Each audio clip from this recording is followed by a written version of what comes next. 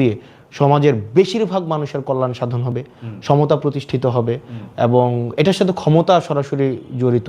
আপনি দিন শেষে ক্ষমতায় যেতে হবে।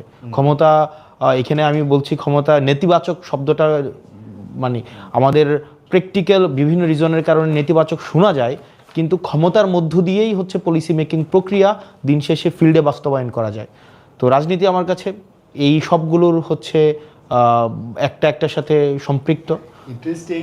আমার কাছে মনে হয় যে আপনার রাজনীতিটা আমরা তো একটু বুঝতে চাই, আপনার অল্প সময়ের মধ্যেও আপনি এটা আসলে একটু বলছেন, কিন্তু আপনি ক্ষমতাটার উপরে জোর দিচ্ছেন। অন্য রাজনীতিবিদদের আমরা প্রায় শুনি যে না, ক্ষমতা আমার লক্ষ্য না, আমি আসলে ক্ষমতার জন্য রাজনীতি করি না, জনগণের জন্য রাজনীতি করি না। সেক্ষেত্রে আপনি একদম স্পষ্ট বলতেছেন যে না, এটার সাথে ক্ষমতা খুব সম্পর্কিত। এটা আর একটু বলবেন, মানে আপনার ইউ হ্যাভ ফর এক্সাম্পল আপনার ভালো পলিসি আছে, আপনার রাজনীতির অনেক ধরনের রূপ হয়, যেমন সিভিল সোসাইটি হচ্ছে সে কখনোই হচ্ছে আপনার ক্ষমতায় যাবে না, কিন্তু সেও পলিসি প্রপোজ করে সোসাইটিতে, সামাজিক সম্মতি উৎপাদন করে, রাজনৈতিক সম্মতি উৎপাদন করে। পেপার পত্রিকারও এক ধরনের পলিটিক্যাল পজিশন আছে, সেও সম্মতি উৎপাদন করে। কিন্তু দিন শেষে একটা রাজনৈতিক দলের দিন শেষে সেটা অবজেক্টিভ থাকবে, সে সেটা ক্ষমতায় যাবে। ক্ষমতা বলতে বোঝাচ্ছি যে এক্সিকিউশনের তার হচ্ছে একটা ম্যান্ডেট থাকবে।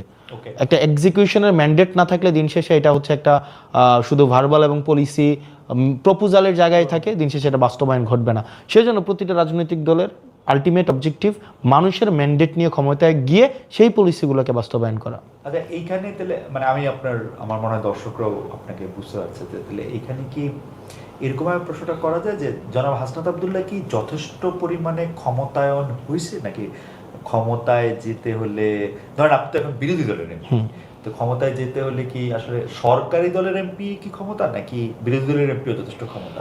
একটু লেজ যুক্ত করি, মানে সরকারি দলের শীর্ষ নেতা হওয়া ক্ষমতা, না সরকারি দলের ধরেন এখন ওনাদের কতটা আছে, 260-65 মনে হয়, 350, তো ওইটার একজন হওয়া ক্ষমতা? বিরোধী তো ওয়ান ফর্ম অফ পাওয়ার, বিরোধিতা করাটাও এটা এক ধরনের হচ্ছে ক্ষমতা। হ্যাঁ, আপনি ফর এক্সাম্পল আমি যদি ধরি, যেমন কিছুদিন আগে সংসদে হচ্ছে বাংলাদেশ ব্যাংক নিয়ে হচ্ছে একটা আইন প্রণয়ন করা হয় 18 ক। তো সরকার সিদ্ধান্ত নেয় যে এই আইনটা হচ্ছে প্রণয়ন করবে, যেখানে হচ্ছে আগের মালিকদেরকে, ব্যাংক মালিকদেরকে ফিরিয়ে আনা হবে, এবং একটা নির্দিষ্ট পরিমাণ তারা হচ্ছে ঋণ ফেরত দেওয়ার মধ্য দিয়ে আবার মালিকানাটা সেটা আবার হচ্ছে তারা রিগেইন করতে পারবে। তো সেই জায়গা থেকে বিরোধী দল থেকে সেটার যথেষ্ট পরিমাণ হচ্ছে তথ্য এবং তথ্যভিত্তিক বিরোধিতা করা হয়েছে এবং সংসদে প্লেস করা হয়েছে, যা ফলত সরকারকে তার অবস্থান থেকে ফিরে আসতে হয়েছে এবং এই আইনটিকে আবার পরবর্তীতে রিফর্ম করা হয়েছে। তো এটাও এক ধরনের ক্ষমতা, অবশ্যই এক ধরনের, মানে খুবই গুরুত্বপূর্ণ ক্ষমতা, খুবই গুরুত্বপূর্ণ ক্ষমতা অবশ্যই। কিন্তু আমার কাছে যদি প্রশ্নটা এখন এই জায়গায় আনি, দর্শকদের মধ্যে কেউ কেউ বলতে পারছেন যে আমাকে ভালো শোনা যাচ্ছে না। আমার মনে হয় যে আমরা চেষ্টা করছি এইটা ভালো যাতে একটু শোনা যায়। হাসনাত আবদুল্লাহর সাউন্ড ঠিক আছে, কিন্তু আমার সাউন্ডটা নিয়ে আসলে দর্শকরা অনেক প্রশ্ন করছেন। আমি আমাদের যে কলাকুশলী আছেন তাদেরকে বলবো একটু পরীক্ষা করে দেখতে, যে এটা আমি বলতেছিলাম যে তাহলে কি আপনি রাজনীতির ক্ষেত্রে ক্ষমতায়নটার ক্ষেত্রে আপনি বললেন বিরোধী দলের ক্ষমতা আছে, সরকারি দলের ক্ষমতা আছে, তাহলে কি শুধু রাজনীতির ক্ষেত্রে সংসদ সদস্য হওয়াটাই ক্ষমতায়নের ইয়ার্ডস্টিক, নাকি ধরেন উপজেলা চেয়ারম্যান, ইউনিয়ন পরিষদের চেয়ারম্যান, তারাও আসলে ক্ষমতার মানে মানে কোন জায়গায় গেলে এটার আসলে ক্ষমতার ইয়েটা শুরু হয়, এইটা আপনি কি মনে করেন? এটা এই জায়গা হচ্ছে ডিসেন্ট্রালাইজেশন অফ পাওয়ার, এই জায়গা থেকে আসছে। কারণ এই ক্ষমতা তো কেন্দ্রভূত শুধুমাত্র যে গণ ভবনেই থাকবে, শুধু একটা ব্যক্তির কাছে থাকবে ব্যাপারটা এমন না।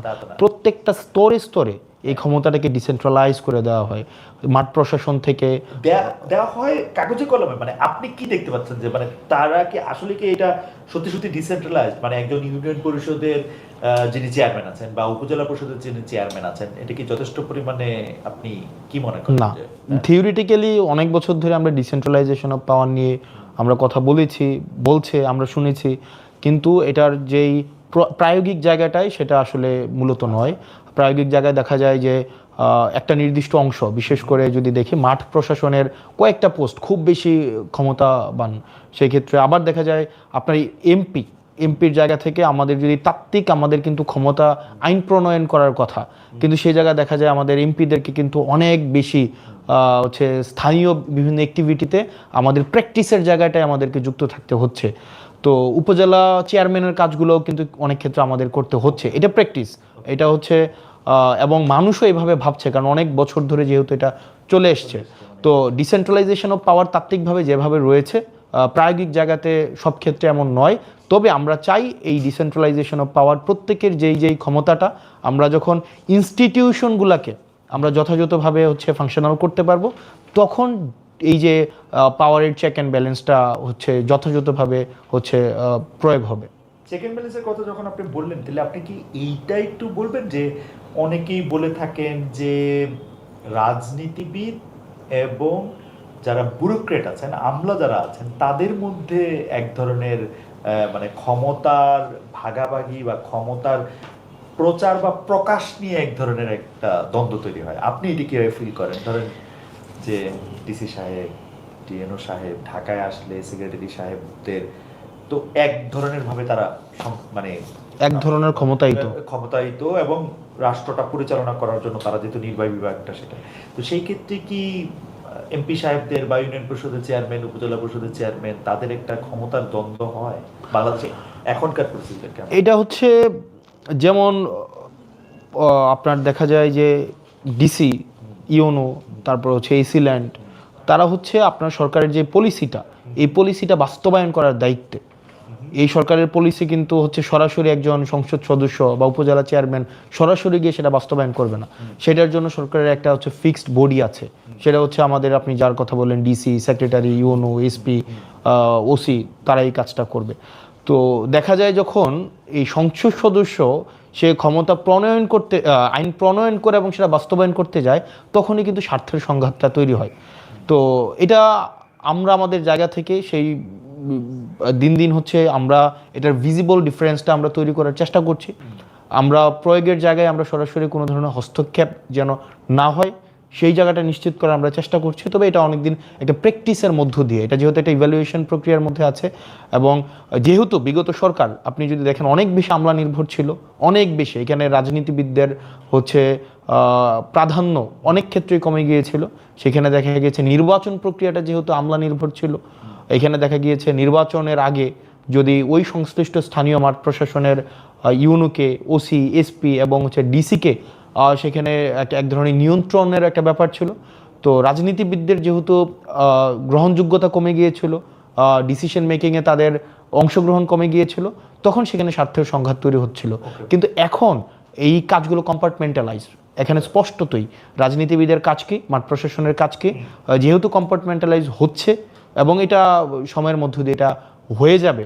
আমরা এই যদি রেগুলারাইজেশন অফ পিসফুল ইলেকশনটা যদি আমরা এনশিওর করতে পারি যে এটা আমলা নির্ভর হবে না, এটা জনগণ নির্ভর হবে, তাহলে এই রাজনীতিবিদ এবং আমলাদের মধ্যে যে স্বার্থের সংঘাত তৈরি হয় সেটা থেকে আমরা বের হয়ে আসতে পারবো। একটা তো আসলে যে আমরা, আপনি যেহেতু বলতেছে, আমরা সবসময় বলতেছি যে স্থানীয় সরকার যারা আছেন তাদেরকে যদি আমরা শক্তিশালী না করি, তাইলে রাজনীতিবিদদের বা যারা রাষ্ট্র পরিচালনা করেন তাদের সাথে এইটা এই চেক অ্যান্ড ব্যালেন্সটা রাখা আসলে মুশকিল। কিন্তু আমরা দেখলাম মানে সরকারি দল এবং বিরোধী দল আপনারা মিলে উপজেলা পরিষদে সংসদ সদস্যদের বসার জায়গার অধিকার আপনারা প্রতিষ্ঠা করছেন। এমনিতেই একদিক দিয়ে সংসদ সদস্যরা হচ্ছে ওভারওয়ার্ক, আরেক দিকে সংসদ সদস্যরা হচ্ছে অনেক বেশি দায়িত্ব তারা পালন করেন। ধরেন স্কুল কলেজে, সকল স্কুল কলেজের সভাপতি, তারপরে আরো আরো আরো আরো মানে শত শত প্রজেক্টের মধ্যে আপনারা থাকেন, মানে শত শত মাহফিলের মধ্যে, মেলের মধ্যে আপনারা থাকেন। এর মধ্যে আপনারা আবার একটা বাড়তি দায়িত্ব নিলেন, কারণ ওইখানে যে আপনারা বসবেন, বসলেই দেখা যাবে যে ইউনো সাহেবের সঙ্গে, সরি, উপজেলা চেয়ারম্যান সাহেবের সাথে আপনাদের একটা মানে ব্যক্তিত্বের দ্বন্দ্ব তৈরি হয়েছে। এবং সেইটার ক্ষেত্রে অবশ্যই এমপিরা যেহেতু ডেফিনেটলি উপজেলা চেয়ারম্যানের থেকে তো তারা সব দিক দিয়েই বা ক্ষমতার দিক দিয়ে তারা উপরে আছে, তো সেইটা আপনারা আসলে কেন করলেন? মানে স্থানীয় সরকার কি আপনি মনে করেন না যে উপজেলা পরিষদের জায়গায় গিয়ে যদি এটা বসে একটু কম শক্তিশালী, নাকি আপনি কি মনে করেন এটা? হ্যাঁ, আপনারা জানেন যে স্থানীয় সরকারের যেই উপজেলা প্রশাসন, আপনার উপজেলা চেয়ারম্যান বা নির্বাচন, এই জায়গাটা কিন্তু খালি এখন। নির্বাচন না হওয়ার ফলে দেখা যাচ্ছে যে এক্ষেত্রে আপনার ইউনো অনেক জায়গায় হচ্ছে, অনেক উপজেলায় হচ্ছে সে প্রশাসকের দায়িত্ব পালন করছে এবং সে আবার ইউনোর দায়িত্ব পালন করতে হচ্ছে। এবং আপনি যদি দেখেন যে সরকারি অনেক কর্মকর্তাকে বিভিন্ন ইউনিয়নের চেয়ারম্যানের দায়িত্ব পালন করতে হচ্ছে। তো আমার কাছে মনে হয় এই সিদ্ধান্তটি সাথে এনসিপি নীতিগতভাবে একমত নয় যে আপনার স্থায়ীভাবে প্রত্যেকটা আপনার না স্থায়ীভাবেই যে আপনার প্রত্যেকটা ইভেন আমরা এটা নিয়ে আমরা আলোচনা করেছি যে আমরা চাই দিন শেষে আসলে মাঠ প্রশাসনকেই আমাদেরকে স্থানীয় সরকারকে আমাদের হচ্ছে শক্তিশালী করতে হবে। স্থানীয় সরকারকে শক্তিশালী করলে আমাদের ডিসেন্ট্রালাইজেশন পাওয়ার এনশিওর হবে। তো সেজন্য আমরা এই নির্বাচনের মধ্য দিয়ে পিছনে একটু বলবো যে একটু যদি আপনারা মানে একটু থাকে তাহলে আমরা পেশাকে একটু ভালো শুনতে হবে, যদি একটু নড়াচড়া কম হয়। তো আমরা হচ্ছে আমাদের জায়গা থেকে আশা করি নির্বাচন রেগুলার প্রসেসের মধ্যে দিয়ে চলে আসলে এটা পার্মানেন্ট যেন না হয় সেই জায়গাটি নিয়ে আমরা কথা বলবো, যে এই পার্মানেন্ট হলে যেটা অবশ্যই এখানে ডুয়েল অথরিটি তৈরি হবে আপনার হচ্ছে আপনার আপনারা স্থায়ীভাবে এটা চাচ্ছেন না। আমরা পরবর্তীতে আমরা এটা নিয়ে নিজেদের মধ্যেও কথা বলেছি, কারণ আমরা তো আমাদের ম্যানিফেস্টোতে আমরা বলেছিলাম যে আমরা চাই স্থানীয় সরকার এম্পাওয়ার্ড হোক। স্থানীয় সরকার যত বেশি এম্পাওয়ার্ড হবে তত বেশি হচ্ছে অ্যাকাউন্টেবিলিটি এনশিওর হবে। তো সেই জন্য আমরা চাই এবং আইন প্রণয়ন এবং আইন বাস্তবায়নের হচ্ছে ক্ষমতা এটার মধ্যে যেন দৃশ্যমান পার্থক্য থাকে। তো সেই জন্য আমরা চাই রেগুলারাইজেশন অফ ইলেকটোরাল প্রসেসটা যখন শুরু হয়ে যাবে তখন এই ডুয়েল অথরিটি যেন ক্ল্যাশ না হয় কোনো উপজেলাতে এবং নাগরিক সুবিধা যেন বাধাগ্রস্ত না হয়, সেজন্য এটার একটা গ্রহণযোগ্য সমাধান যেন হয় সেটা নিয়ে এনসিপি অবশ্যই আমরা প্রস্তাব দিব। ওকে, ফেয়ার এনাফ। আমি একটু আপনার মানে এনসিপি মানে আপনার যে দল ন্যাশনাল সিটিজেন্স পার্টি, তার রাজনীতিতে একটু আপনার রাজনীতি থেকে আলাদা কিনা এটা আমি একটু বুঝতে চাই। কারণ এনসিপি যেহেতু পার্টি হিসাবে নতুন, সেহেতু মানে এনসিপি বললে আমরা আসলে কি বুঝি সেইটাও আমাদের কাছে নতুন। মানে এনসিপি মানে কি হাসনাত আব্দুল্লাহ, এনসিপি মানে কি নাসিরউদ্দিন পাটোয়ারি, এনসিপি মানে কি নাহিদ ইসলাম, এনসিপি মানে কি কারণ অনেক সময় অনেকগুলি ভার্সন আলাদা আলাদা করে আসে। এনসিপি মানে কি সার্জিস আলম, মানে এনসিপি মানেটা আসলে কি, এইটা আপনার কাছে কি মনে হয়? বা আপনার রাজনীতির সাথে আমি এটা খেয়াল করেছি যে আপনারা কিন্তু নিজেদের মতামত প্রকাশ করেন। এনসিপি এমন একটা প্ল্যাটফর্ম যে নিজেদের মতামত নিজেদের মতো করে প্রকাশ করতে আপনারা দ্বিধা করেন না। এইটা আপনাদের মধ্যে আমরা এটা দেখি। যেমন বিএনপির একজন নেতার কথা শুনলেই মোটামুটিভাবে অন্য নেতারা কি বলবেন একই প্রসঙ্গে এইটা বোঝা যায়, কিন্তু এনসিপির ক্ষেত্রে ঘটনাটা এরকম না। এই জন্য আমি বুঝতে চাই যে এনসিপির রাজনীতির সাথে হাসনাত আব্দুল্লাহ রাজনীতি কোনো পার্থক্য আসে কিনা, একটু বড় করেই পড়লাম প্রশ্নটা। এনসিপি আসলে রাজনৈতিক অ্যাক্টিভিটি এটা একটা ইভ্যালুয়েশনের মধ্য দিয়ে গিয়ে তারপরে হচ্ছে একটা চিত্র আপনার মাথার মধ্যে ভেসে উঠবে। তবে এনসিপি যদি এক কথায় বলি, summation of the activity of Nahid, Hasnat, Sarjis, Asif, Nasiruddin Patwari and everyone involve in NCP, যা শুধুমাত্র মানে আইসোলেটভাবে শুধুমাত্র হাসনাত বা সার্জিস বা নাহিদ, নাসির, আসিফ ব্যাপারটা এমন না, সামেশন অফ এভরিওয়ানস অ্যাক্টিভিটি। তো এখন দেখা যাচ্ছে যে হ্যাঁ এটা সত্য যে আমাদের রাজনৈতিক দল 1.5 বছর হয়েছে, 1.5 বছর এটা আমরা দল গঠনের মধ্য দিয়ে গিয়েছি।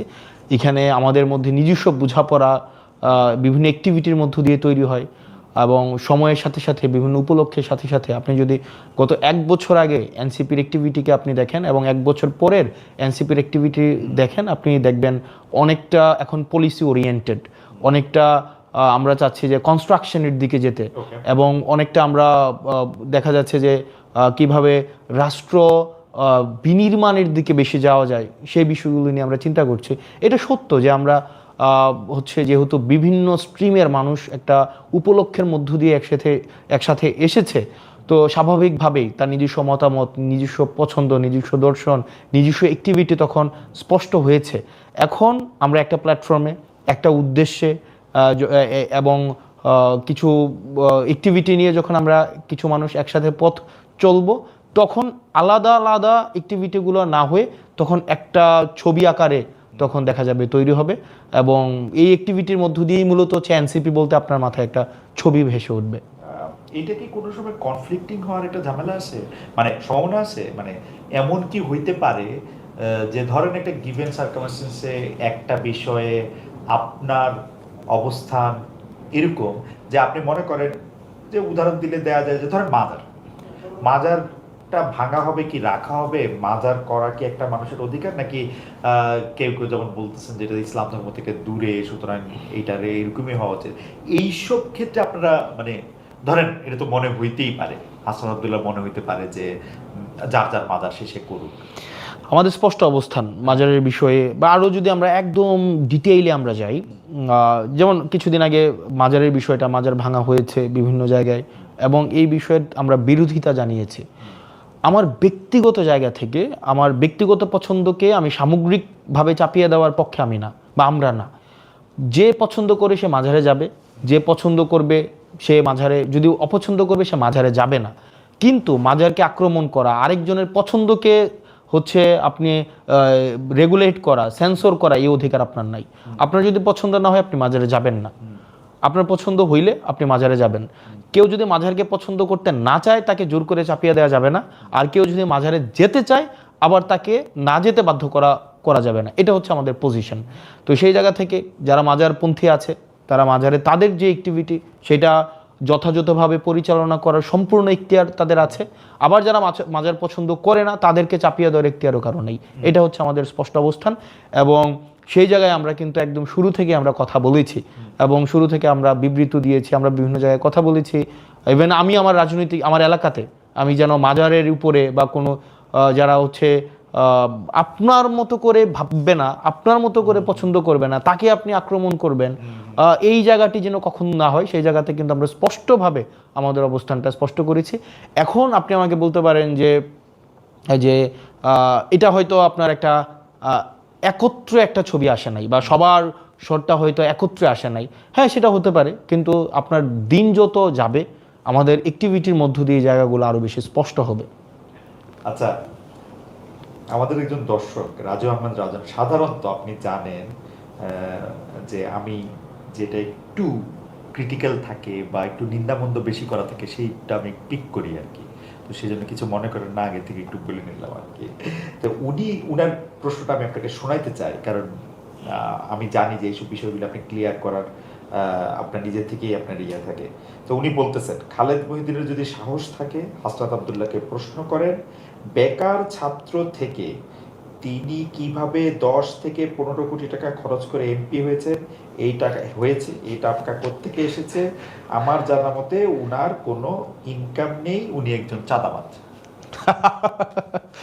আমার কাছে মনে হয় না, আপনি উত্তর দিলেই ভালো হবে, না লোকে মনে করবে যে আমি। আচ্ছা, এটা হচ্ছে মানে প্রথমত হচ্ছে যে আমার ইনকাম হচ্ছে খুবই স্পষ্ট। আমার ইনকাম নিয়ে কখনোই লুকোচুরি ছিল না। হ্যাঁ, তবে এটা সত্য, আমার ইনকাম নাই। কখন? নির্বাচনের পরে আমার সরকারি বেতন ছাড়া আমার কোনো ইনকাম নাই। মানে আপনি আর না, এখন আমি আমার যেই কোর্সের সাথে আমার এখন হচ্ছে এবার এডমিশনে হয়তো আমি নতুন করে চুক্তি করতে পারি, কিন্তু নির্বাচন পরে, মানে নির্বাচন হচ্ছে আপনার 2026 সালের ফেব্রুয়ারির 17 তারিখ আমাদের শপথ হয়েছে। আমি সবাই জানে আমি 1,74,000 টাকা বেতন পাই এখন, মানে আমার 1,74,000 টাকা বেতন মাসে আসে। এটা হচ্ছে অগাস্ট মাস এই পর্যন্ত, এর বাইরে আমার আসলে কোনো ইনকাম নাই, এটা সত্য। কিন্তু এই নির্বাচনের পূর্বে আমার ইনকাম যদি আপনি দেখতে চান, হচ্ছে জনাব রাজু আহমেদ, আমি আপনাকে বিনীতভাবে বিনয়ের সাথে বলবো, আমার ইনকাম খুবই স্পষ্ট স্বচ্ছ। আপনি নেটে সার্চ করলে আমার ইনকাম পাবেন। তবে সেটা 2024-এর পরে না। আমার ইনকাম হচ্ছে আমি 2017 সাল থেকে আমি হচ্ছে আমার ব্যক্তিগত আয় আছে, এবং আপনি এটা হচ্ছে আপনি খোঁজ নিতে পারেন, আপনি এটার অডিট করতে পারেন, এটা ট্যাক্স ফাইল আপনি পাবেন। এবং সেটা এমন না যে 2024 সালের ওই আন্দোলনের পরে এগুলো হয়েছে। আমি হোপ প্রকাশনী নামে একটা প্রকাশনী আছে, যেটা এখনও আছে, আমি সেখানে চাকরি করেছি, কাজ করেছি। প্যানাসিয়াতে আমি চাকরি করেছি, আমি ফোকাসে পড়িয়েছি, রেটিনাতে পড়িয়েছি। আমি হচ্ছে আমার নিজের প্রতিষ্ঠান স্কুল অফ এক্সিলেন্স আমার আছে, এবং আমি সেই প্রতিষ্ঠানের যে আমি ওনার, সেটা 2023 সালের জুন মাসে সেটার হচ্ছে ডিড আছে আমার, একদম দলিল বা ট্রেড লাইসেন্স, সেটা 2023 সালের জুন মাসে আমার ট্রেড লাইসেন্স আছে। তো তার মানে হচ্ছে ইনকাম মানে সবসময় ছিল। তো এবার যেটা আসে যে উনি একটা প্রশ্ন, ওনার একটা জায়গা ছিল 10-15 কোটি টাকা নির্বাচন করতে লাগে। এটা অসত্য, মানে হয়তো লাগে 50 কোটি টাকা অনেকে খরচ করেছে বা 100 কোটি টাকা। প্রধান যে মানে প্রধান যে আপনার প্রতিদ্বন্দ্বী হওয়ার কথা, উনি তো নির্বাচনেই ছিলেন। উনার নির্বাচন করতেই মানে উনার ঋণে আছে 100 কোটি টাকা, আমি সেটা বলছিলাম। অর্থাৎ উনি এবার নির্বাচনের জন্য অযোগ্য হয়েছে, কিন্তু নির্বাচনে তো ছিল। আমার প্রশ্ন হচ্ছে যে উনি যেটা বলেছেন 10-15 কোটি টাকা যেই খরচের বিষয়টা, আমার নির্বাচন করতে আমার ব্যক্তিগত পকেট থেকে কোনো টাকা খরচ হয়নি, আমার ব্যক্তিগত পকেট থেকে। কিন্তু নির্বাচন করতে খরচ হয়েছে যেই খরচ মানুষ নিজে দিয়েছে, এবং এটা খুবই স্পষ্ট। আমি আমি আমি ক্যাম্পেইনে তো আমি কাউর থেকে কেউ আপনার কোনো কিছু অফার করলে এটা আপনি মানা করে দিতেন, মানুষ দিছে কেন? না, আপনি তাহলে না, আপনি দেখবেন ওপেন ক্যাম্পেইনে, আর আমি আপনাকে তাহলে দেখাইতে পারবো, ওপেন ক্যাম্পেইনে আমাকে হচ্ছে মানুষ টাকা দিয়েছে, কেউ 50,000, কেউ 1 লাখ। বেশিরভাগ সময় এগুলি ফেরত দিবেন আমি দেখছি। কিছু কিছু ক্ষেত্রে হয়তো ফেরত দিয়েছে, কিন্তু আপনি দেখবেন আমাদের হচ্ছে, এবং হিসাবও আছে, বিদেশ থেকে কেউ 1 লাখ। এবং আমি অনলাইনে কোনো ফান্ড রেজ করিনি আমার নির্বাচনে, আমি অফলাইনে ফান্ড রেজ, অর্থাৎ আমি একটা প্রোগ্রাম করেছি, ওই প্রোগ্রামে এসে মানুষ অংশগ্রহণ করেছে। তো স্বাভাবিকভাবে আমাদের নির্বাচনে মনে খরচের লিমিট ছিল 43 লাখ টাকা, মানে একজন 43 লাখ টাকা খরচ করতে পারবে, বা 37 লাখ টাকা মনে হয় খরচ করতে পারবে। মানে কনস্টিটিউয়েন্ট ভেদে একটু এদিক সেদিক, হ্যাঁ। অর্থাৎ 10 টাকা করে পার ভোটার 10 টাকা করে। আমার ভোটার ছিল 4,13,000 ভোটার ছিল। তো এটা প্র্যাকটিক্যালি আসলে পসিবল না যে আমার হচ্ছে 4,13,000 10 টাকা করে 40 লাখ টাকা। আমরা দেখিয়েছি 43 লাখ টাকা, এবং পার্লামেন্টে এটা নিয়ে কথাও বলবো, এর কারণ সংসদ সদস্যরা মিথ্যা বলেই পার্লামেন্টে ঢুকে, একদম এটা মানে এটা নিয়ে বলবো। আচ্ছা, এখানে না, ইনস্ট্রুমেন্টাল নির্বাচনে কিছু ইনস্ট্রুমেন্টাল কস্ট আছে, এটা সত্য। ইনস্ট্রুমেন্টাল কস্ট যেমন আবার পোস্টারিংয়ে কোনো ইনস্ট্রুমেন্টাল কস্ট ছিল না। যেমন বেশিরভাগ ক্ষেত্রে ইনস্ট্রুমেন্টাল কস্ট কোথায় লাগে, যেমন আপনি ক্যাম্পেইন করাতে আপনি 500 লোক নিয়ে আপনি ক্যাম্পেইন করবেন, তারপর যে মানুষকে খাওয়াবেন, আর কেউ যদি ভোট কিনতে চায় সেটা তো ডিফারেন্ট বিষয়। এবার আসেন আমার জায়গায়, এই জায়গাগুলো হচ্ছে নির্বাচনের খরচের খাত। এবার আমার জায়গায় আসেন, আমি নির্বাচনে কোনো একটাও আমি বড় সমাবেশ করি নাই, আমি ছোট ছোট উঠান বৈঠক করেছি, এবং উঠান বৈঠকের খরচ ওই এলাকার যে উঠান বৈঠক করেছে ওই এলাকায় খরচ হয়েছে। তারপরে হচ্ছে আমি মানে কাউকে ওই যে ভোট কেনার তো প্রশ্নই আসে না, মানে ভোট কেনার যে টাকা দিয়ে ভোট কেনা। এবং আমার নির্বাচনের বা আমার রাজনীতির যে জায়গাটা বলেন, আমার রাজনীতির একটা গুরুত্বপূর্ণ জায়গা হচ্ছে cost effective politics. Until and unless আপনি রাজনীতির খরচ যদি কমাইতে না পারেন, আপনি কোনোভাবেই দুর্নীতির বাইরে থাকতে পারবেন না। ফর এক্সাম্পল, এইটা হইলো আপনি একদম মানে কি বলবো, হেডলাইন করার মতো একটা কথা, রাজনীতির খরচ যদি কমানো না যায় তাহলে দুর্নীতি কোনোভাবেই বন্ধ করা যাবে না। রাজনীতির খরচটা কি পপুলার ডিমান্ড, মানে লোকে কি এমপি হাসনাত আব্দুল্লাহ এই খরচটা করুক এটা চায়? মানে দেখেন, আমি যদি বলি একদম শুরু থেকেই আমার একটা কথা ছিল, আপনি ফ্রিতে ভোট দিলে আপনি ফ্রিতে সার্ভিস পাবেন। ফ্রিতে ভোট দিবেন, ফ্রিতে সার্ভিস নেবেন, সিম্পল। কিন্তু বেশিরভাগ ক্ষেত্রে যেটা হয়, আমার নির্বাচনে যদি 10 কোটি টাকা আমার ইনভেস্ট করতে হয় বা 15 কোটি টাকা ইনভেস্ট করতে হয়, মানে আমি ইনভেস্ট করলাম নির্বাচনে, কি খরচ করলাম, আমি হয়তো এলাকার হচ্ছে ওই কর্মীদেরকে টাকা দিলাম, আমি হচ্ছে ধরেন ভোট কিনলাম, আগের রাতে টাকা পাঠাইলাম, সিএনজি পাঠাইলাম, অটো পাঠাইলাম, খাওয়ার খরচ দিলাম। তাহলে কিন্তু নির্বাচনের পরে আমার প্রথম যেই টার্গেটটা হবে সেটা হচ্ছে প্রত্যেকটা কাজের থেকে আমি হচ্ছে কমিশন খাবো, প্রত্যেকটা কাজ থেকে আমাকে কমিশন খাইতে হবে। এবং হচ্ছে দেখা যাবে ওই মসজিদের টাকা আসবে 10 লাখ টাকা, আমি এখান থেকে টাকা খাবো, আমার পিআইইউ থেকে টাকা খাবো, ইঞ্জিনিয়ার থেকে টাকা খাবো, পোস্টিং প্রমোশনের টাকা খাবো, নিয়োগ থেকে টাকা খাবো। যেমন আমাদের এমপিদের কিন্তু কিছু নিয়োগেরও আমাদের কিছু আমরা উপদেষ্টা থাকি নিয়োগ বোর্ডের, ওগুলা থেকে আমি টাকা খাবো। এখন দেখা যাবে এটা একটা ভিশিয়াস সাইকেল, মানে এই সাইকেল থেকে আপনি এসকেপ করতে পারবেন না। এই সাইকেলটাকে ব্রেক করাই ছিল আমার প্রথম টার্গেট। সেজন্য আমি একদম ফ্রম ডে ওয়ান, আমি যখন সিদ্ধান্ত নিয়েছি আমি নির্বাচন করব, আমার ছিল আমি যদি 500 ভোটও পাই আমি টাকা খরচ করব না, একদম ফ্রম ডে ওয়ান, যে আমার টাকা ছাড়া। এখন আপনি প্রশ্ন করতে পারেন যে আপনার টাকা খরচ হয় নাই, কিন্তু টাকা মানুষ খরচ করবে, আমার জন্য মানুষ খরচ করছে, এখন তাকে আমি ফ্রিতে সার্ভিস দেই।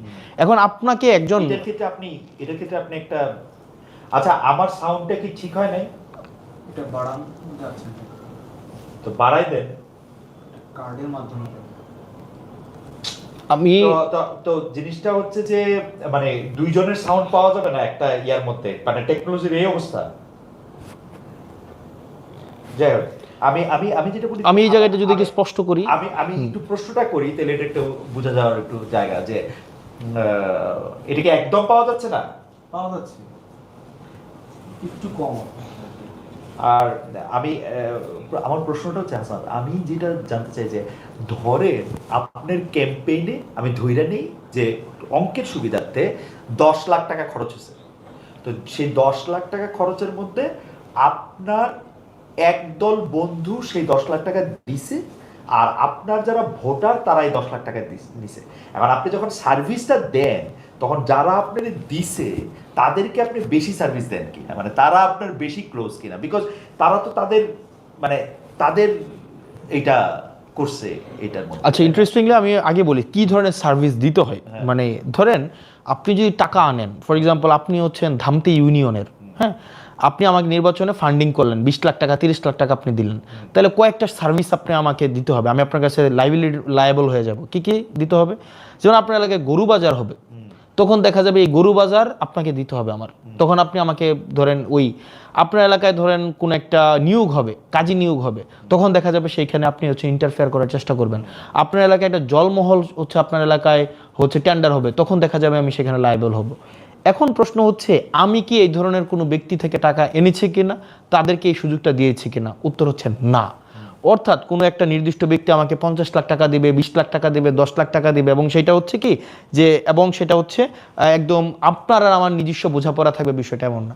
আমাকে যদি মানুষ টাকা দিতে চেয়েছে সেটা প্রকাশ্য দিবালোকে সবার সামনে যে আমি টাকা দিতে চাচ্ছি, অন কন্ডিশন যে আমি আপনার কাছে অ্যাকাউন্টেবল না, এবং এর বিনিময়ে আমি আপনাকে কিছু দিতে পারবো না, এবং এটা দেবিদ্বারে সবাই জানে না। এখন ইয়েস, এটা থাকবে কখন? এটা থাকবে কখন? যখন আপনি তার সাথে কোনো ধরনের সিক্রেট কোনো আন্ডারস্ট্যান্ডিং এ যাবেন, যেমন যেহেতু এটা প্রকাশ্যে, এবং এটা যে আমি আপনাকে টাকা দিবেন, এটা হচ্ছে যদি দিয়েছেন নির্বাচনে, এবং আমাদের একটা কমিটি ছিল, এবং এই টাকা আমরা সরাসরি কোনোভাবে ইয়া করি নাই, এবং আমরা বেশিরভাগ ক্ষেত্রে আমার নির্বাচনে যেটা করেছি, instead of receiving liquid money, আমরা বলেছি ওকে ফাইন, আপনি আপনার এলাকার দায়িত্ব নেন, আপনি আপনার এলাকার হয়তো ধরেন এই প্রোগ্রামটা করেছেন, ওখানে খাওয়ার দায়িত্ব দেন, অথবা এটার হচ্ছে ব্যানারটা করে দেন, অথবা চেয়ারগুলো দিয়ে দেন, সিম্পল। এখানে আমার ব্যক্তিগতভাবে বা আমার পার্টি ব্যক্তিগতভাবে ফ্রম ডে ওয়ান আমরা চেষ্টা করেছি রাজনীতিটাকে হচ্ছে আপনার টাকার বাইরে নিয়ে আসা। আদারওয়াইজ আমি যদি ধরেন টাকা নিতাম, তাহলে এখন কি হইতো, সামনে নির্বাচন আছে, আপনাকে আমার মনোনয়ন দিতে হইতো, গরু বাজার দিতে হইতো, আপনাকে আমার হচ্ছে জলমহল দিতে হইতো, আপনার বাড়ির রাস্তা পাকা করে দিতে হইতো, কাজী নিয়োগে আপনাকে প্রাধান্য দিতে হইতো। এখন দেবিদ্বারে সবাই জানে যে আমি কারো কাছে অ্যাকাউন্টেবল না, একজনের কাছেও না, কারণ আমি যেহেতু কাছ থেকে টাকা নিয়ে নির্বাচন করি নাই। সুতরাং আবার টাকা নিয়ে যদি টাকা কেউ খরচ করে থাকে, আমি তাকে এমন কোনো মানে শর্ত দেই নাই, কমিটমেন্ট দেই নাই যে আপনি আমাকে টাকা খরচ করেন আমি আপনাকে ফেরত দেবো। মোটামুটি ভাবে যতদিন থেকে সাংবাদিকতা করি, মানে 28 বছর ধরে, তখন বেশিরভাগ ক্ষেত্রেই দেখেছি যে কর্মী আর কর্মচারীর মধ্যে তফাৎ নাই। কেউ কোনো রাজনীতিবিদ বলতেছেন যে এরা আমার কর্মী হলেও এরা আচরণ করতেছেন হচ্ছে কর্মচারীর মতো, যে একটা টাকা চাচ্ছেন, একটা বেতন চাচ্ছেন। এটা খুবই ফ্রাস্ট্রেটিং লাগে, কারণ আমি যখন কোনো একটা আমার পলিটি থেকে কেউ একটা টাকা নেয়, আপনার কথাটাতে আমি আরো বেশি এটা প্রমাণ পেলাম, মানে আপনি তো টাকাটা নিজের পকেট থেকে দিবেন না, আপনি পলিটির টাকাটাই কিন্তু আবার নিবেন, আপনি টাকাটা নিবেন, এবং যে কোনো নেয়া দেওয়ার ক্ষেত্রেই আপনি যদি 5 টাকা ওনাদেরকে দেন, আপনি আসলে 15 টাকা ওনাদের থেকে নিয়ে নেবেন। তো সেইটা ওনাদের জন্য কিন্তু আসলে সস্তা পড়ে যদি ওনারা, এবং এটা এক ধরনের প্রায়োরিটি ইনভেস্টমেন্ট। আপনাকে ইনভেস্ট করছে, আপনি হচ্ছে কেউ অনার চায়, কেউ পদ চায়, কেউ টাকা চায়। আপনি কোন ফর্মে, 3টা ফর্মে হচ্ছে আপনি ফেরত দিবেন। কেউ তো হয়তো আপনি তাকে সম্মান দিয়ে কোনো একটা পদ দিবেন, অথবা তাকে কোনো ফর্মে তাকে হচ্ছে অ্যাকোমোডেট করবেন, অথবা তাকে কোনো একটা ব্যবসাপাতি দিবেন। আপনি আমার দেববিদ্যালয়ে খোঁজ নিতে পারেন, এটা যেহেতু পাবলিক প্রোগ্রাম সবাই জানে, এবং এখন অ্যাক্সেস টু ইনফরমেশন সবার কাছে আছে, প্রশাসনিক ট্রান্সপারেন্সি আছে। আপনি দেখবেন আমি কোনো বিষয়ে মানে সব কিছু, এটা পলিসি যেটা হওয়ার কথা ওভাবেই হবে, যে কেউ আমরা টেন্ডার ম্যানিপুলেশন করতে যাওয়া, কাউকে নির্দিষ্টভাবে কাজ দিয়ে দেওয়া, এই বিষয়গুলোর আমি এগুলার আমার কোনো কিছু লাইবিলিটি নাই। ইভেন আমার কর্মীদের কাছেও আমি কোনো কমিটেড না যে আপনি যেহেতু আমার জন্য নির্বাচনে, যেমন আমি হচ্ছে নির্বাচনের ইমিডিয়েট পরপরই আমি একটা প্রবলেম ফেস করি, সেটা হচ্ছে যে আপনার কিছু দুইজন লোক আসে যে তার মেয়ে হচ্ছে এসএসসিতে ফেল করেছে, তো তার ফর্ম ফিল আপটা যেন আমি টেস্টে ফেল করেছে, তার ফর্ম ফিল আপটা করার জন্য যেন আমি হচ্ছে হেডমাস্টারকে বলে দিই। তো আমি বললাম এটা কেন বলবো, কারণ স্কুলের তো নিয়ম আছে, ফেল করলে তাকে অ্যালাউ করবে না। তখন উনি বললো আমি তো আপনার জন্য নির্বাচনে কাজ করছি। তা আমার প্রশ্ন হচ্ছে যে আমি তো আপনাকে এই কমিটমেন্ট দেই নাই যে আপনি আমার জন্য নির্বাচনে কাজ করলে আপনার মেয়ের ফর্ম ফিল আপ আমি ফেল করলেও করাই দিব। বরং এটা হইতে পারতো যে কিছু টাকা যদি আপনি দিতে পারছেন না, 10,000 টাকা হয়তো ফর্ম ফিল আপ, এক্ষেত্রে তো আমরা রিকোয়েস্ট করতে পারতাম। এটা আমাদের একজন জনপ্রতিনিধি হিসাবে এটা আমাদের একটা মানে এই যে পজিটিভ ভাবে অ্যাপ্রোচ করার, এটা অন্তত আপনি এক্সপেক্ট করতে পারেন আমার কাছ থেকে। তো সবাই এই এক্সপেকটেশনটা করে, তবে আমি এই জায়গাটা আস্তে আস্তে এটার লাগাম টানার চেষ্টা করছি, কারণ জনপ্রতিনিধি থেকে আপনি যত বেশি এক্সপেকটেশন রাখবেন, আনফেয়ার এক্সপেকটেশন, যেমন কিছুদিন আগে আমার এলাকায় একটা কাজী নিয়োগ হয়েছে। কাজী নিয়োগে সবার একটা প্রত্যাশা ছিল যে কাজী হয়তো আপনার দেখা যাবে বিভিন্ন দল থেকে তদবির আসা শুরু হয়েছে, কিন্তু আমরা আমাদের জায়গায় রিজিড ছিলাম যে যে পরীক্ষায় ভালো করবে, ভাইবাতে ভালো করবে, আমরা তাকেই হচ্ছে নিয়োগ দিব। তো ভাইবাতে যে ভালো করেছে 10 জন। কাজী নিয়োগের অথরিটিকে, কাজী নিয়োগের একটা বোর্ড থাকে, 5 জনের বোর্ড। এখানে যিনি সংসদ সদস্য থাকে তিনি থাকেন উপদেষ্টা, তারপরে ইউনো থাকেন, সাব রেজিস্ট্রার থাকেন। পর্যন্ত কি এমপির কথাতেই আসলে মানে ফাইনাল এখানে যেহেতু আপনি যেটা বললেন এমপি কি আসলে ফাইনাল এটা দিতে পারেন। হ্যাঁ, হায়ারার্কি যেহেতু দেখেন আপনি স্বাভাবিকভাবে আপনার ওয়ারেন্ট অফ প্রেসিডেন্সি আমি 13, একজন ধরেন এখানে একজন ইউনো যিনি আছেন, হ্যাঁ, উনি স্বাভাবিকভাবে ওয়ারেন্ট অফ প্রেসিডেন্সের নাই। তো এখানে ভাইভা বোর্ডে কে কে আছেন? একজন ইউনো থাকেন।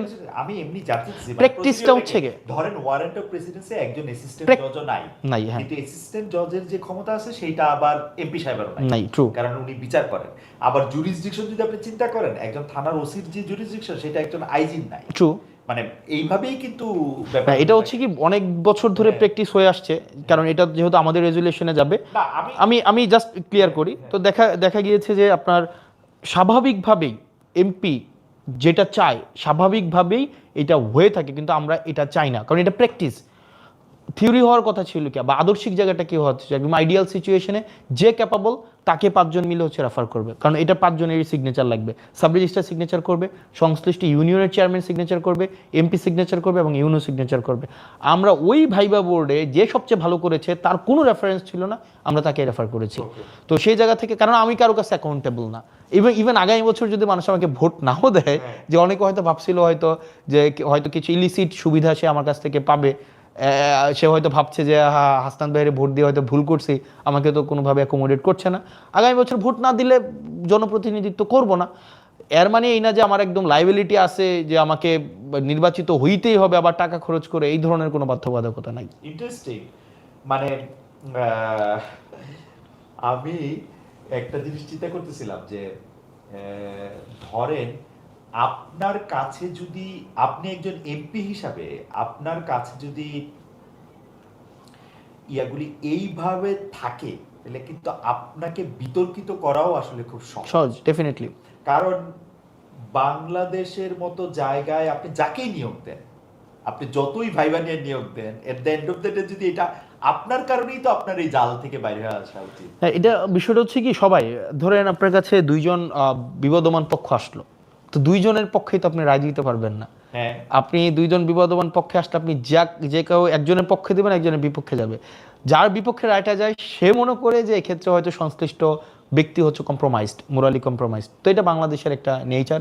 তো এই জায়গা থেকে আমাদের দিন দিন বের হয়ে আসতে হবে আর কি। ওকে, আমি তাহলে আবার একটু এনসিপি রাজনীতিতে একটু ফিরে আসি। এনসিপি নিজেকে হচ্ছে সেন্ট্রিস্ট, অর্থাৎ মধ্যপন্থী রাজনৈতিক দল মনে করে, কিন্তু আমরা দেখতে পাই যে বাংলাদেশের রাজনীতি যেরকম মানে বাংলাদেশের রাজনীতি যেরকম আপনার যেটা পছন্দ না সেইটার পক্ষে বা বিপক্ষে মানে আপনি খুব সাংঘাতিকভাবে রিয়েক্ট করেন। যেমন আমি উদাহরণ দেই, লেটেস্ট উদাহরণটা হচ্ছে এনসিপির প্রধান নাহিদ ইসলাম কয়েকদিন আগে, 2-3 দিন হবে মনে হয়, রবীন্দ্রনাথ ঠাকুরের স্মরণ করে তিনি একটি স্ট্যাটাস দিয়েছেন, সাধারণই স্ট্যাটাস, মানে ওটার মধ্যে অনেক বেশি কথা ছিল তাও না। ওইটা তো আমরা দেখছি যে মানুষজন খুবই খুবই খুবই মানে নেগেটিভ রিয়াকশন, যে মানে এইটার কারণ কি বলে আপনি মনে করেন? মানে বাংলাদেশের মানুষ এরকম প্রান্তীয় মান দ্বারা হয়তো প্রভাবিত। এখানে ধরেন স্বাভাবিকভাবে সামগ্রিক মানুষের মনোভাব নিয়ে রাজনীতি চলবে না। রাজনীতি মানুষের মতবাদকে হচ্ছে একদিকে নিয়ে যাবে। আপনি যদি সবসময় মানে মেজরিটি মাইনরিটি দিয়ে সব কিছু, অনেক সময় একটা মেজর একটা অংশ হচ্ছে ভুল পজিশন নিতে পারে, আবার অনেক সময় মাইনর একটা অংশ হচ্ছে সঠিক পজিশন নিতে পারে। তো সেক্ষেত্রে মানুষ হচ্ছে একটা নির্দিষ্ট অবস্থানে রিয়েক্টিভ হওয়া মানেই যে এটাই আবার সামগ্রিক সমাজের চিত্র, বিষয়টা এমন না। তো হচ্ছে আপনি ম্যাক্সিমাম মানুষ নাহিদ ইসলামের হচ্ছে একটা পলিটিক্যাল পজিশনকে রিয়েক্ট করেছে, প্রতিক্রিয়া জানিয়েছে, এর মানেই যে নাহিদ ইসলামের অবস্থানটা ভুল, বিষয়টা কিন্তু এমন না। মাঝে মাঝে এমন হতে পারে যে মানে পলিটিক্যাল রাইট পজিশনটা খুব কম মানুষই মাঝে মাঝে নেয়, আবার বেশিরভাগ মানুষও হইতে পারে যে পলিটিক্যালি রং পজিশন নিয়েছে বা নিচ্ছে। মনে হয় টেকনিক্যাল একটা ইস্যু হচ্ছে না? আমার মনে হয় যে মাইকটা কাজ করতেছে না। কাজ করতেছে, এত দর্শকের অসুবিধা কেন হচ্ছে?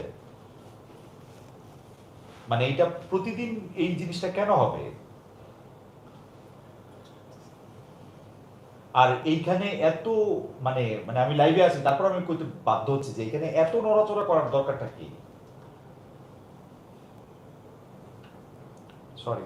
আচ্ছা, আমি মানে শোনা কি যাচ্ছে? আপনার সাউন্ডটা একটু কম আসতেছে, বাইকটা ঠিক আসতেছে। সাউন্ড কম আসতেছে না শোনা যাচ্ছে না? শোনা যাচ্ছে কিন্তু একটু কম। আচ্ছা, আমি যেটা বলতে চাইছিলাম যে এইটা আপনারা রাজনীতির ক্ষেত্রে ঠিক করবেন, কিন্তু কয়েকটা ইস্যুর ক্ষেত্রে, যেমন আপনি এখানে যখন আসবেন তখন একটা বিষয় অনেকেই আপনার কাছে জানতে চেয়েছেন যে নারীর অধিকার, নারীর মর্যাদা, নারীর শিক্ষা, এমনকি যারা মানে নারীর জীবিকা, ওটার ক্ষেত্রেও আপনারা বা আপনার দল কি ভাবছেন আসলে? মানে এটা কি কোনো একটা স্পেশাল কোনো কিছু, যেমন অনেকে এরকম বলেন যে নারীদের আর পুরুষদের আলাদা শিক্ষা কার্যক্রম অংশগ্রহণ করা উচিত, বর্তমান ব্যবস্থাপনায় নারীদের ঘরে থাকলে আরেকটু আমি ভেবেছিলাম যে আপনি প্রশ্নতে এটা করবেন যে নারীদেরকে আপনারা শিক্ষার হচ্ছে সুযোগ দিবেন কিনা, কর্মসংস্থানের অনুমতি দিবেন কিনা। আমি ভেবেছিলাম এটা।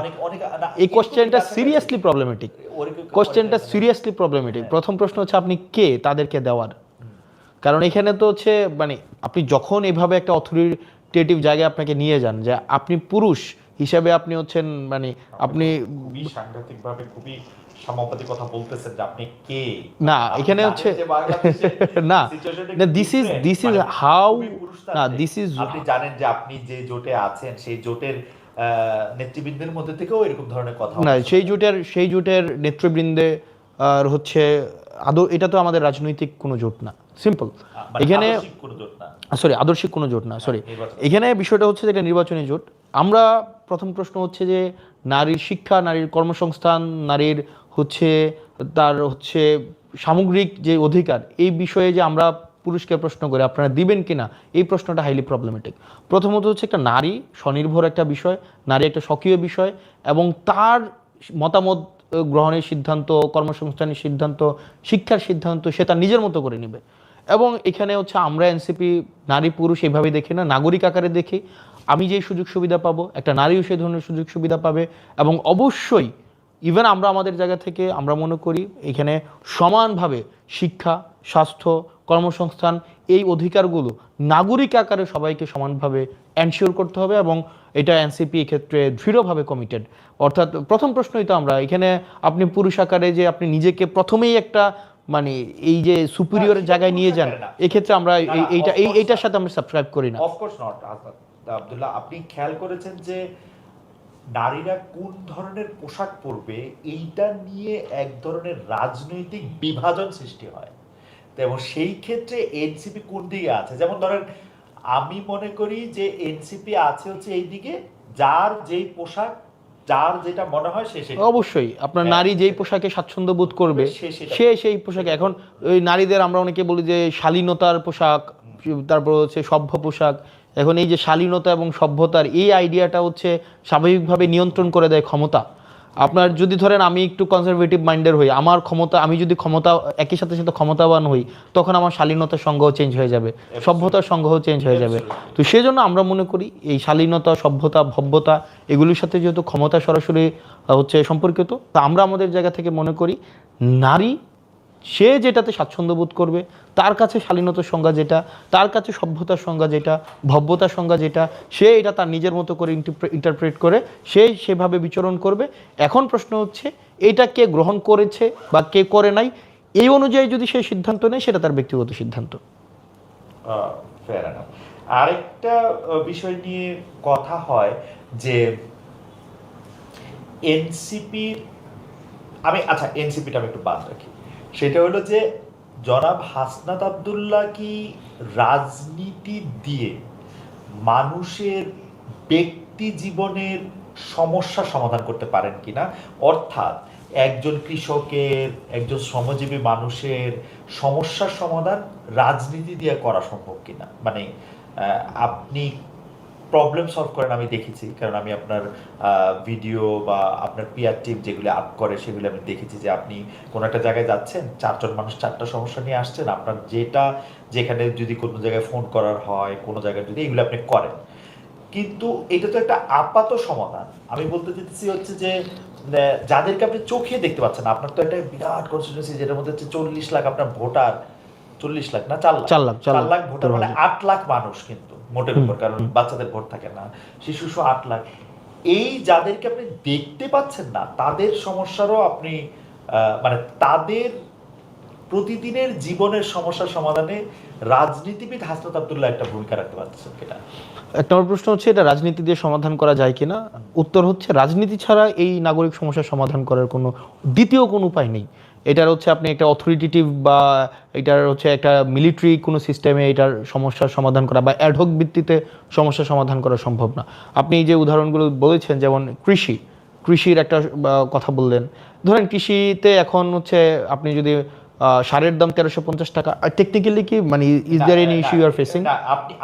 আপনি ঠিক আছে, ওকে, যেমন আমার ইয়াটা একটু আস্তে শুনুন। ওকে, যেমন ধরেন এখন কৃষকের সার 1350 টাকা, এটা হচ্ছে কিনতে গেলে লাগে 1800 টাকা। এই মাঝখানে একটা মধ্যস্বত্বভোগী একটা তৈরি হয়েছে, সিন্ডিকেট তৈরি হয়েছে। সেটাকে সমাধান করার জন্য আপনার অবশ্যই রাজনীতি লাগবে। কিছুদিন আগে আপনার এসএসসি পরীক্ষার রেজাল্ট দিয়েছে। এখন এসএসসি পরীক্ষার রেজাল্টে দেখা গিয়েছে আমাদের একটা ঠিক আছে ফাইন, ওকে, এসএসসি পরীক্ষাটা রেজাল্ট দিয়েছে। তো এসএসসি পরীক্ষাটা রেজাল্টে একটা উল্লেখযোগ্য সংখ্যক শিক্ষার্থী ভালো করেছে, একটা উল্লেখযোগ্য শিক্ষার্থী হচ্ছে খারাপ করেছে।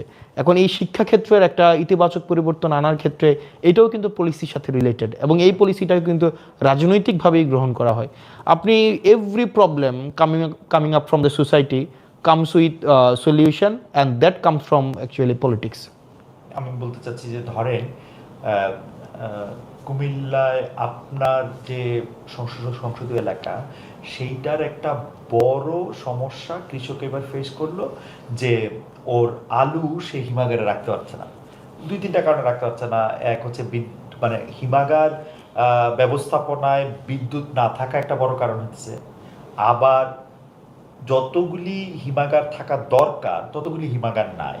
তো সেই ক্ষেত্রে তার ব্যক্তিগত সমস্যাটা হচ্ছে হিমাগার নাই কেন, এখন বা তার সাথে আরো 10 জন কৃষকের সমস্যা। এইটা একজন রাজনীতিবিদ এরকম সমস্যার সমাধান কিভাবে করে? কারণ এরকম সমস্যা নিশ্চয়ই কুমিল্লার ওই অঞ্চলে 8 লাখ জনগণ যেখানে আসে, প্রতিদিন বিভিন্ন ফেজে ধরেন 6000 সমস্যা হইতেছে। এইটা একজন সংসদ সদস্যের পক্ষে এটাকে কেমনে মানে গুরুত্ব দেওয়া সম্ভব, প্রায়োরিটি করা সম্ভব, বা আপনি এটা কিভাবে ডিল করেন? এখন এটা তো অবশ্যই স্বাভাবিকভাবেই আপনি যেটা বললেন যে একজন সংসদ সদস্যর এটা কিভাবে ডিল করে। তো প্রথমত হচ্ছে যে এই যে ধরেন আপনি বলেন হিমাগার নাই, বা হিমাগার হচ্ছে একজন কাজ করতে পারছে না, বিদ্যুৎ নাই।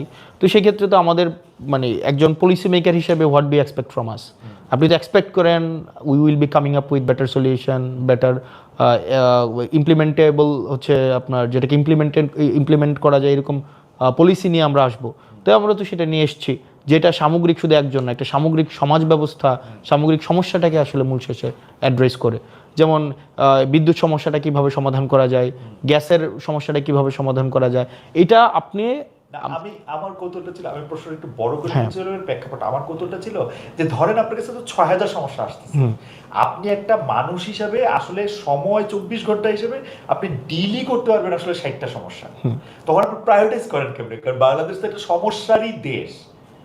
আপনার কাছে সকল সমস্যা আসছে ধরে নিয়ে আমি ধরে নিচ্ছি যে 6000 সমস্যার মধ্যে আপনি 60টা হয়তো আপনার পক্ষে হিউম্যানলি ডিল করা সম্ভব, বাকিগুলো আপনি সেই ক্ষেত্রে আপনি প্রায়োরিটি করার ক্ষেত্রে আপনি কোনগুলিকে গুরুত্ব দেন বা কোন বিষয়গুলিকে গুরুত্ব দেন? আচ্ছা, এলাকা ভিত্তিতে যেই সমস্যাগুলো বেশিরভাগ আসে সেই সমস্যাগুলোর সাথে একজন এমপির সরাসরি সরাসরি সম্পর্ক নাই, মানে যেটা যদি বলি পলিসি জায়গা বাদে, যেমন সবচেয়ে বেশি সমস্যা আসে এলাকা থেকে মেডিকেল রিলেটেড ইস্যু, যেমন আমার এখানে হসপিটাল রিলেটেড ইকুইপমেন্টসের প্রবলেম, ডাক্তারদের হচ্ছে আপনার দেখা যায় সংখ্যাগত সমস্যা, তাদের রুগীর তুলনায় সংখ্যা কম। তারপরে যে প্রবলেমটা আছে সেটা হচ্ছে রাস্তাঘাটের যে সমস্যা। তো আমি আমার জায়গা থেকে এই সমস্যাগুলোকে আমরা হচ্ছে ডিউ দেওয়ার মাধ্যমে আমরা সংশ্লিষ্ট মিনিস্ট্রিতে সেটাকে অবহিত করি যেন এই বিষয়গুলোকে সমাধান করা হয়। এবং প্রায়োরিটি সেট করার ক্ষেত্রে স্বাভাবিকভাবে আমার প্রথম প্রায়োরিটি হচ্ছে আপনার হচ্ছে এই যে মেডিকেল ইস্যুস, দ্বিতীয় প্রায়োরিটি হচ্ছে ইনফ্রাস্ট্রাকচার, তারপরে একই সাথে সাথে এডুকেশন। তো মোটা দাগে এই 3-4 ভাগে ভাগ করলেই মূল সমস্যাগুলো হয়ে যায়। তারপরেও তো ব্যক্তিগত বিভিন্ন প্রবলেম থাকে, সেটাকে ব্যক্তিগত পর্যায়ে বিভিন্নভাবে সমাধান করতে হয়। সেটার আসলে কোনো এক ধরনের কোনো মানে একদম একটা ইউনিভার্সাল কোনো ফরম্যাট নাই বা ইউনিভার্সাল কোনো ট্যাবলেট নাই যে বা কোনো ওষুধ নাই যে এইটা দিয়ে 1 চামচ এরে 2 চামচ এরে দিয়ে এটা সমাধান করা যাবে। আমি জানি যে এটা নাই, কিন্তু আমার কৌতূহলটা ছিল যে আপনার প্রায়োরিটি করার ক্ষেত্রে আপনি আসলে কোন বিষয়গুলি গুরুত্ব দেন সেটা আমরা একটু বুঝতে, মানে এটা কি বেশি লোককে এফেক্ট করে যেটা সেটা আপনি বলেন, বেশি লোককে যেটা এফেক্ট করে যেটা ইমিডিয়েট আসলে কোনো রেসপন্স করা দরকার সেগুলি নানা ধরনের ফ্যাক্টর দিয়ে আপনি বিবেচনা করেন। এটা আমি পরিষ্কার আচ্ছা, আমার এটা আজকে শেষ প্রশ্ন, কিন্তু সেটা একটু ভূ রাজনৈতিক এবং আমাদের রিজিওনাল পলিটিক্স এবং রিজিওনাল মানে এটা কেন্দ্রিক।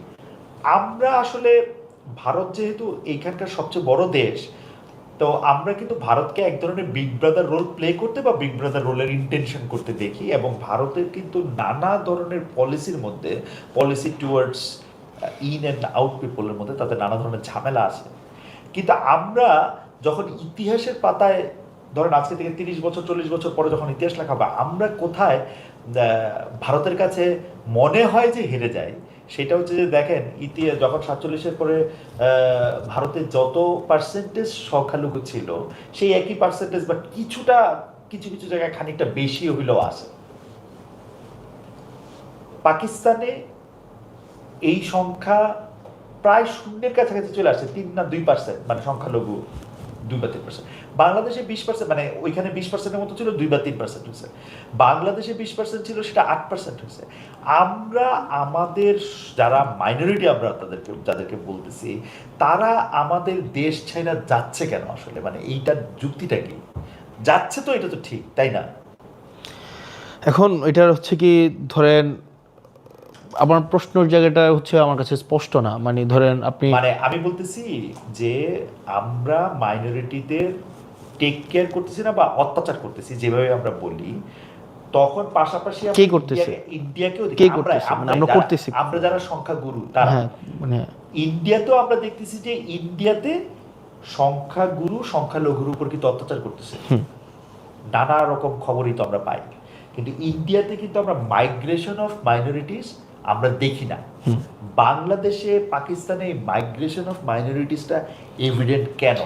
মানে নাম্বার 1 হচ্ছে প্রথমত প্রশ্নটার মধ্যে যে আমরা সংখ্যালঘুদের অত্যাচার করছি, এই যে একটা মানে ধরে নেওয়া, এই যে প্রিজাম্পশন, সংখ্যা কেন কমতেছে সেই এই যে প্রিজাম্পশন, এটা হচ্ছে যে মেজরিটি মাইনরিটির উপর অত্যাচার করেছে, এটার সাথে আমি এগ্রি না, মানে এটার সাথে আমি এগ্রি করি না।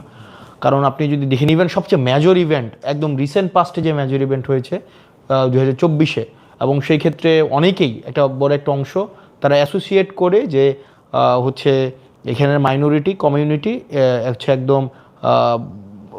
একদম ইন্ডিয়াকে বেনিফিটেড করার জন্য, ফেসিলিটেট করার জন্য আওয়ামী লীগকে সবসময় হচ্ছে আওয়ামী লীগের থ্রুতে সেটা করেছে। এই ফ্রেমিং এস্টাবলিশ থাকার পরেও আপনি দেখবেন যে 2024-এর রিসেন্ট পাস্টেও এই ঘটনার পরেও, জুলাই আপরাইজিংয়ের পরেও মাইনরিটিকে প্রোটেক্ট করার জন্য বাংলাদেশের প্রত্যেকটা জায়গায় যথেষ্ট পরিমাণ হচ্ছে প্রোটেক্টিভ শিল্ড নেওয়া হয়েছে, এবং এটা কোনো স্টেট পর্যায় থেকে নেওয়া হয়েছে, সামাজিকভাবে নেওয়া হয়েছে। আপনি সামাজিকভাবে যথেষ্ট পরিমাণ সাম্প্রদায়িক সম্প্রীতি আছে, যথেষ্টভাবে বাংলাদেশের যে কোনো পর্যায়ে আপনি যান আছে। এখন আপনি যদি বলেন ফিয়ার ফ্যাক্টর এখানে যদি কাজ করা হয়, আমি মনে করি আমার জায়গা থেকে, আমার এক্সপিরিয়েন্স থেকে, আমাদের ডোমেস্টিক কোনো ফিয়ার ফ্যাক্টর তৈরি করা হয় নাই মাইনরিটিদেরকে দেশ ছেড়ে চলে যাওয়ার জন্য, বরং এক্ষেত্রে হচ্ছে একটা এক্সটার্নাল ফিয়ার ফ্যাক্টর তৈরি করা হয়েছে। এবং এটা হচ্ছে আপনি দেখবেন আওয়ামী লীগ সবসময় এর ফিয়ার ফ্যাক্টরটা তৈরি করেছে কি মাইনরিটি কেবলমাত্র আওয়ামী লীগের কাছে নিরাপদ। না, সেটা তো আপনি রাজনীতির কথা বলতেছেন। আমি না, একটা এটা- fact বলি, হ্যাঁ। একটা ফ্যাক্ট বলি। আমি আপনি দুইজনই তো ধরেন আমার দাদা বাড়ি নানা বাড়ি কুমিল্লায়, আপনি কুমিল্লায় আপনারই বাড়ি মানে আপনি থাকছেন এখানে, আমি যেহেতু থাকছি না সেহেতু ধরে নিচ্ছি আর কি, বা বলতেছি কুমিল্লায় একটা কথা বলা হইলো যে মন্দিরে গিয়ে একজন কোরআন কোরআন, শরীফ হ্যাঁ। রেখে আসছে, মন্দিরে গিয়ে একজন কোরআন শরীফ রেখে আসছে, কে রেখেছে, কেন রেখেছে, কি কারণে রেখেছে, ওর কোনো আলাপের মধ্যে না গিয়েও আমরা সারা বাংলাদেশের বিভিন্ন জায়গায়, রংপুরে, নোয়াখালীতে, ফেনীতে, মানে যেটাকে বলে হচ্ছে গৃহদেবতা, মানে ওর ঘরে যে ওনারা পূজা করেন বা প্রার্থনা করেন, ওইটা গিয়ে ভাইগা দিয়ে আসা হইতেছে বিভিন্ন জায়গায়। আপনি ফিয়ার ফ্যাক্টরটাকে ডোমেস্টিক কেন বলতেছেন না? এটা তো কেউ কেউ কেউ এটা অ্যারেঞ্জ করে না। না, এখন দেখেন মানে আপনি এই কথাটা সোসাইটিতে তো- এই কথাটা এই তো- ইভেন্ট হ্যাঁ। সোসাইটিতে ধরেন আপনি স্বাভাবিকভাবেই প্রত্যেকটা ধর্ম আপনার এখানে মাইনরিটি যারা আছে সংখ্যাগত মাইনরিটি এখানে প্রত্যেকেই বাংলাদেশী হিসাবে আমি দেখতে চাই। এই যে মেজরিটি মাইনরিটি সংখ্যাগত জায়গা থেকে আমরা হচ্ছে এইভাবে বিভাজনটা করি, প্রত্যেকেই বাংলাদেশি।